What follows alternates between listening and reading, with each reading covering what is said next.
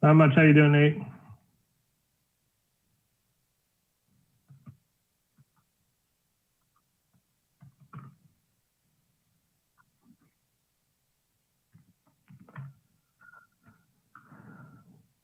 Yeah.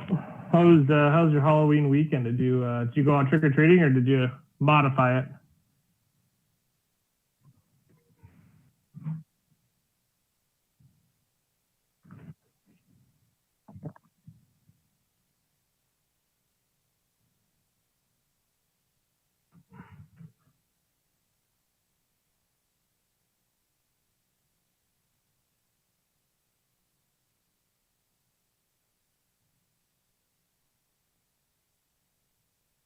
Yeah.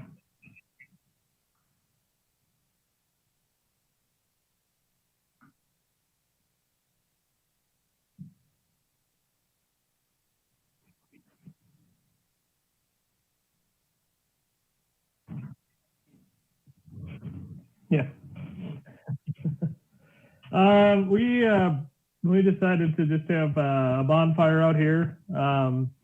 We had Jace, my third. His birthday was on Saturday, and then we had my godson's birthday was yesterday, and then there was another birthday 2 days before the 29th. So we celebrated three birthdays for kids here. My wife made some candy gift bags for everybody, and that was pretty nice. It was just like I said, low key. Kids were out buzzing around. The fields are all chopped down, so the kids are all buzzing around the UTV and the ATV, and had the bonfire until that nasty wind picked up on Saturday night, and then we called it quits after that. Shortly thereafter, so pretty low key weekend. That's about all there was to it. Yeah. Yeah. It's interesting because all the fields are all chopped, so all the corn leaves are all blue. They're blown like right across the. That's like right now in my front yard, I have like a blanket of cornstalk leaves just sitting out there. Some in my pool too that I got to go scrape out. So I got to get to that sometime today.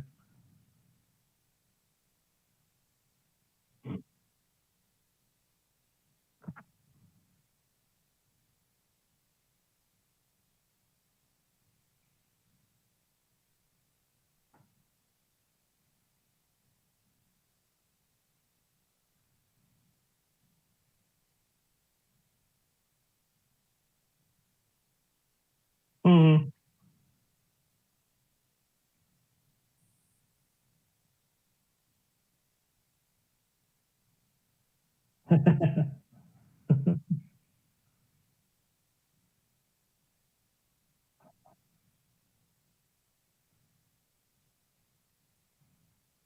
Yeah. Yeah. Yeah. Yeah.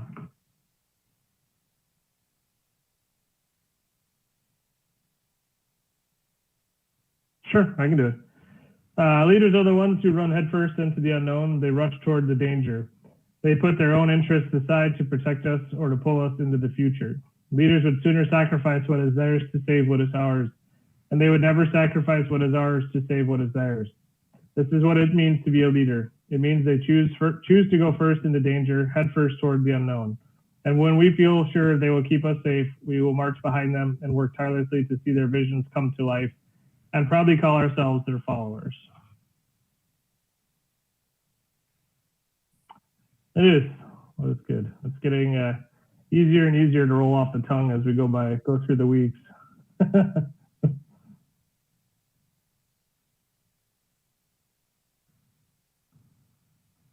Yep. Yep. Yeah. And so this kind of takes us to an interesting juncture in the book. It's kind of a history lesson, but it's good to understand the history of us as a people in order to understand what makes certain people tick. And it's very important, especially in this day and age, as we have baby boomers, we have the millennials, we have even further now, we have the new millennials, the zillennials. Then we may still have some of the old timer, the greatest generation, maybe still kicking around in industry. So at any given juncture in your life and your job, you're probably having to deal with at least one or two, potentially three different cultures, if you will, mindsets, if you will, because they all think differently. And I think the more that you can understand where they come from and how they tick, the better off you are in trying to convey your message to them and how well that you guys can work together as a team. So we start on slide 4 with, and this whole entire chapter is solely dedicated towards that transition from the greatest generation, the 1920s, the World War II, to the baby boomers. So we need to first understand back in the 20s, there was a time of great advancement. There was a time that's just like it was in the 80s, the 90s, and today. There was a lot of stuff being invented. We had the advent of radios, refrigerators, chain stores. We had things just being invented left and right and coming out at just a grueling pace. And in that time, we had a lot of need for support for IT, for those devices. So you had a very good plethora of jobs, skill sets and tasks that were never before seen before. It was, back then it was farming, some manufacturing, mining, and that was about it. And now you have all of these new widgets and gadgets and things that go and things that broadcast sound and lights, and now you need these people that can service these and and diagnose these. So you had a great, honestly, a real golden age for industry, for things coming out, for serviceability, up until Black Tuesday on October 29th, 1929, when the stock market crashed and everybody fell into the Great Depression. Then it was, I don't know what I'm going to do. So it went literally from here down to the floor in a matter of a day. Right. And so it's really it's an interesting fact. I mean, to put yourself in those shoes, if you were in that, and in that day, I mean, we kind of saw that in 08, the Great Recession, but I kind of felt like the Great Recession was more of just like an older brother holding like a hot coal poker to your face and just letting it sit there like, hey, I'm going to poke you. And then you never get poked. The Great Depression was a poke. It was a kick in the ass. It was a drop off the table. So did we realize the same thing in 08? No, I don't think so. Was it close? Yeah, it was. We had some worry, we had some trouble.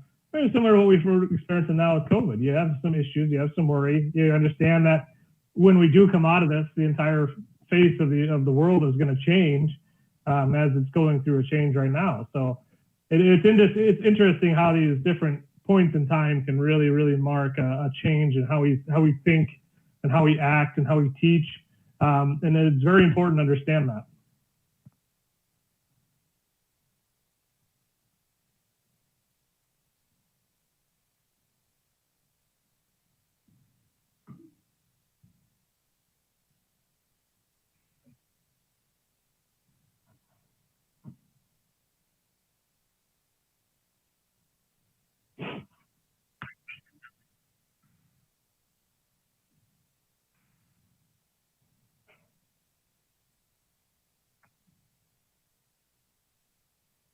Mm-hmm.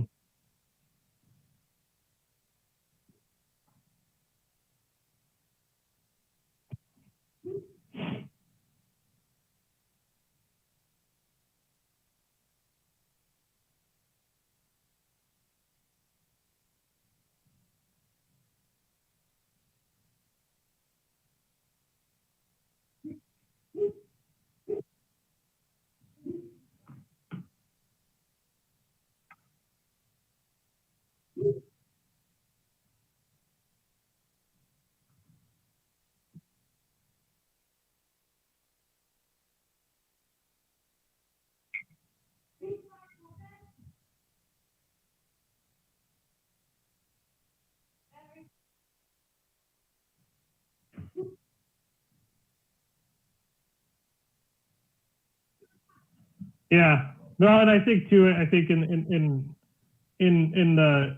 the time of the Great Recession, I think people were a little bit more diverse in their abilities to do things, so we were able to react a little differently.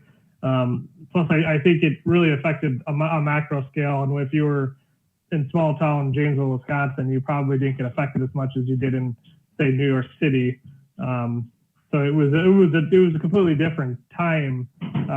Back in the Depression times, it did seem like, I think part of it was the fact that you didn't go to college. You went to work in a manufacturing facility, and that was the only job you had. You couldn't go back and, maybe you had a family farm that you could help out on, but that's not a high-paying job. So, it was very difficult to be able to, there wasn't a trade school to go back to and say, okay, I'm just going to go do 2 years and learn how to be an electrician now. That was non-existent back then.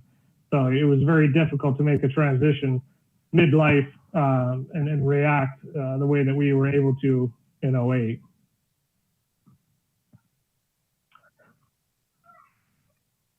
Yeah. Yeah. Yeah. So, so then we enter in the time of World War II.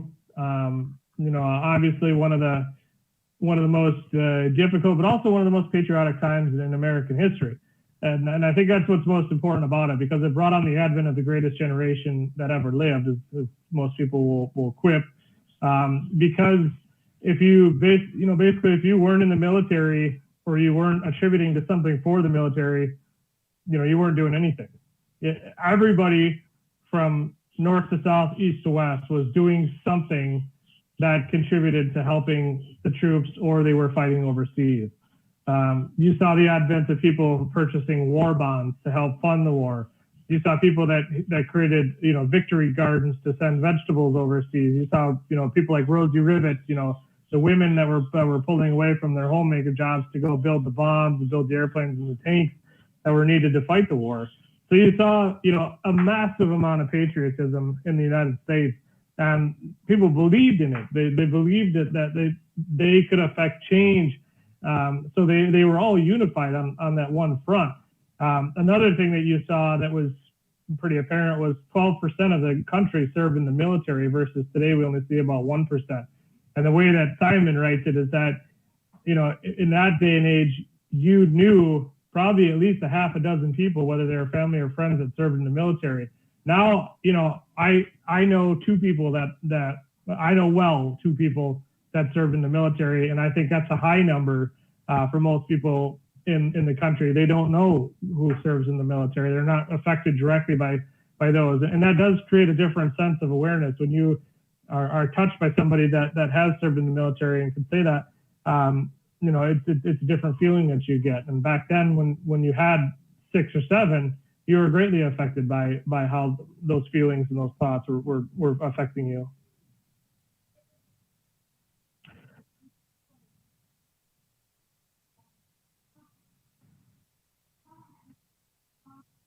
Yeah.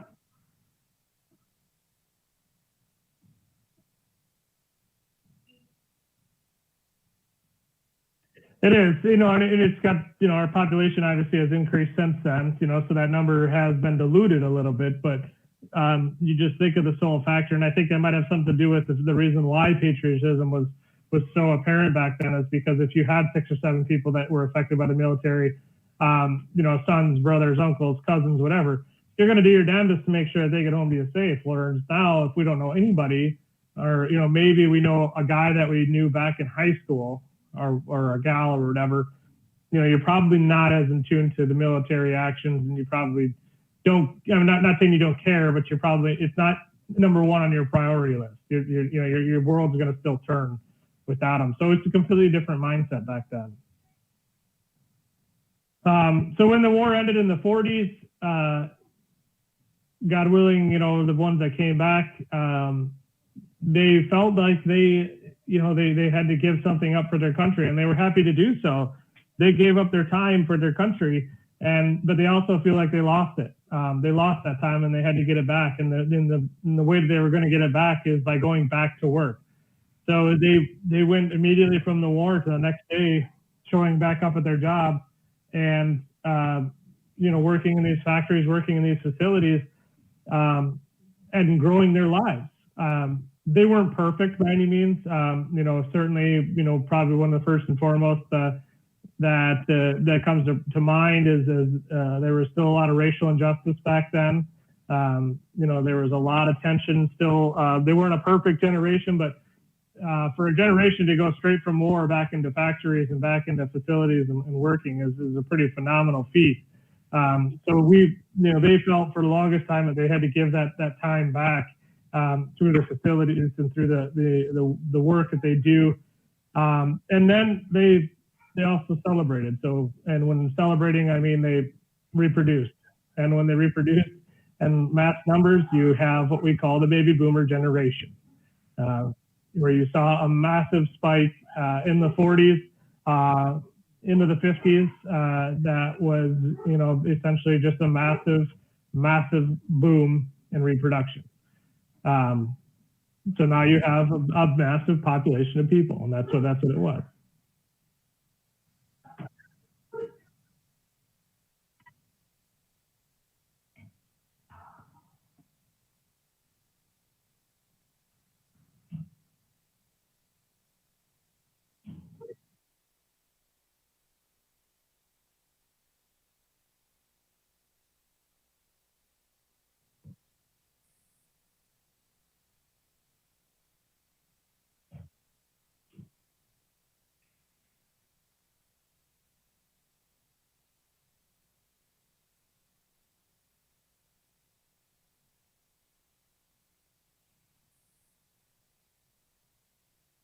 Mm-hmm.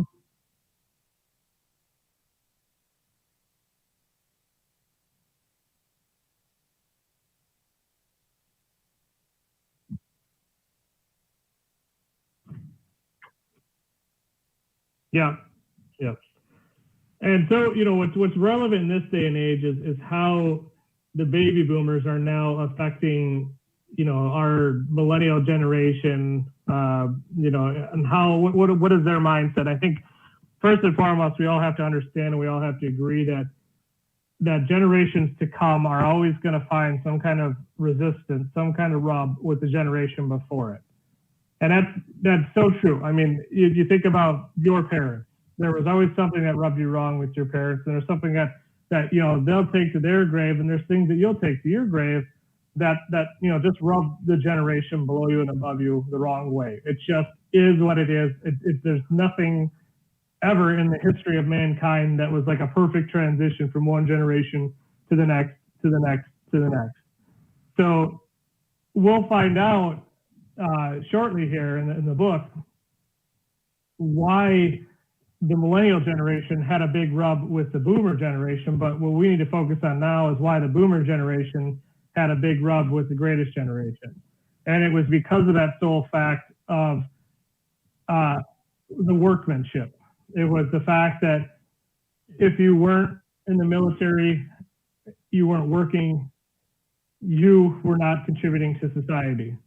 And so what the greatest generation instilled in the boomer generation, was that you need to work. You need to work hard. You need to contribute.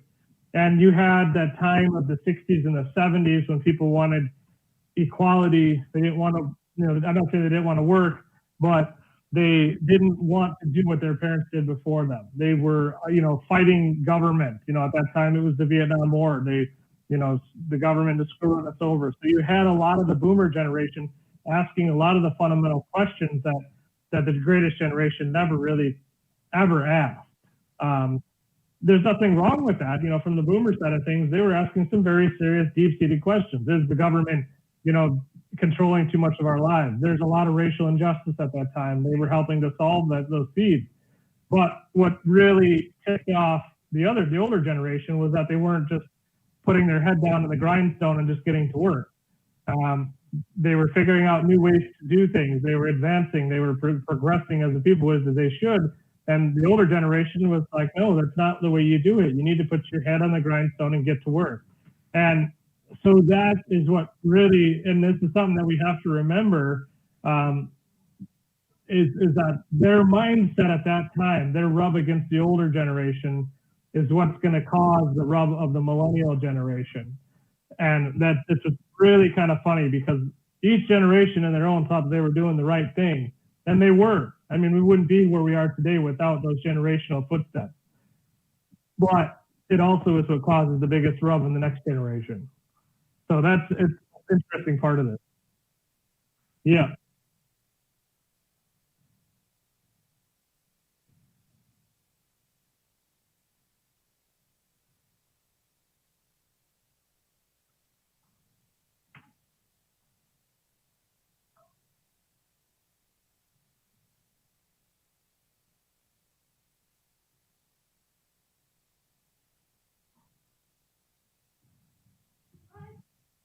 Yeah.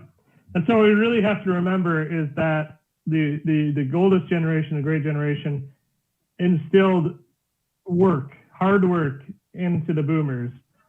And that's what we need to remember as we move forward, because I'll give you a little teaser as to why the boomers rubbed the millennials the wrong way. It's because the boomers have been trying to protect the millennials for a very, very long time. And it was because of the effect that the oldest generation had on the boomers and making them work into the grindstone that the boomers had finally said, no, you know what, when I have kids, I'm not going to do this to my kids. My kids are going to have their road paved for them nice and neat, and all they have to do is walk down it. And so that's what we'll learn in the next upcoming chapters, that differential thought. And that's what's really interesting about the way that we are today, and does explain a lot as to why millennials are the way they are, and also explains why boomers and millennials have a hard time getting along, as well as the older generation. There's a lot of different factions that are fighting, and there's just a fundamental disconnect in each one of our brains that we can't understand why one generation is the way that they are.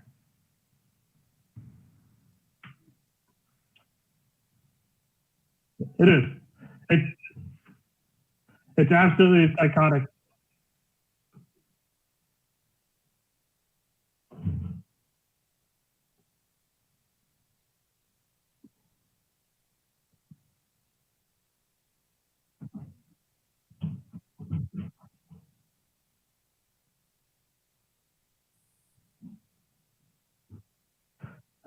I Yeah, I will tell you, like, after reading this book and after listening to Simon's principles about the generational changes, I find myself oftentimes, and maybe I'm thinking about this way too far, because ultimately I feel like my kids are my kids and they're going to turn out the best that they can, and I'm going to do the best that I can to get them to do that. And that's where I live it. But you spend your time thinking an awful lot about these generational changes and what is going to change in that generation that I can help or that I'm going to potentially hurt by the actions that I'm doing today. And it's, it's interesting. It's so interesting to think about. I mean, you think about discipline, back to the greatest generation when the boomers were misbehaving or, getting bad grades, it was the belts or the spoon or, they hit you, they beat you. Boomers came in and said, no, we're not doing that anymore. We're going to have this free will, free learning, And so then you had that generation giving birth to the millennials and then thinking to themselves is, okay, I'm not going to hit my kid, nor am I going to let anybody hit my kid. So you have a lot of the fundamental shifts that you see where the parents are like attacking teachers because the teachers aren't doing their job when really it might be the discipline on the fact of the parents. So you track something like that all the way back through. It's just those are the scenarios that, I mean, they just run through my head all the time. I'm just like, God, this is just amazing to think about this. But it's exactly why it is that way. There is a reason, and that's why we have, on slide 7 there, I say, why the history lesson. That's why we do this, because we have to understand these things. You have to understand your past before you can move into your future. And if you don't, then it's like driving with your eyes closed. There are mistakes that were made in the past that we have to learn from. And these are what we're trying to teach. So very interesting.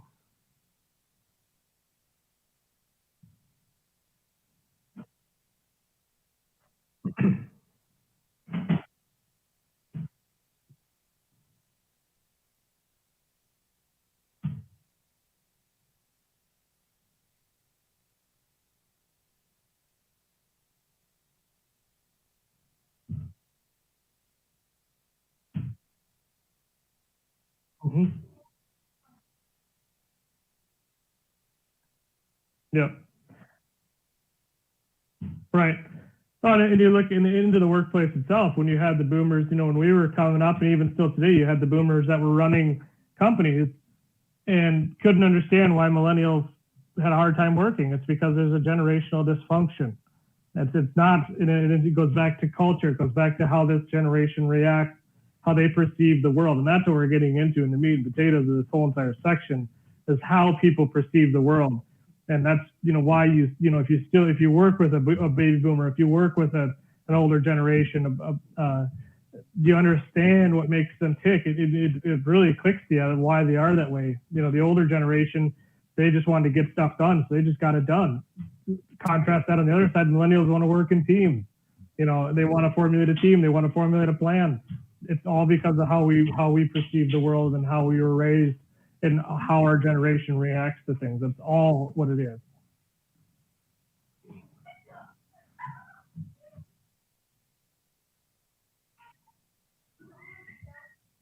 It is. It answers some of those fundamental questions of why that we don't easily seek the answer to. We oftentimes we just think that somebody just doesn't work or doesn't fit, and we never fundamentally ask ourselves why. And unraveling those answers is one of the, I think, greatest life achievements you can possibly have.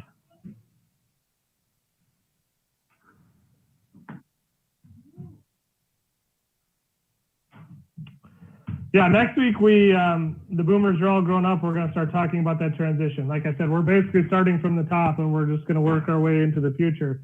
So we're just going to keep progressing on and keep walking our way through this journey, picking up little tidbits here and there. And like I said, this is an entire history lesson, is all this is.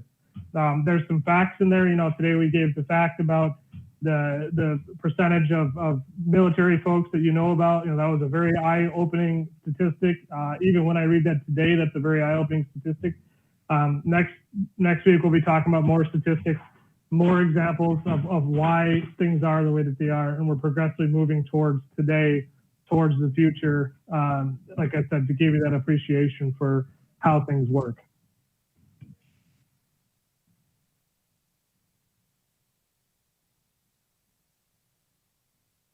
Yeah, we should be fine all the way up to the week of Thanksgiving, I think, so far, unless something drastically changes. So yeah, because my one trip got moved, so we should be good all the way up through. All right. Thank you.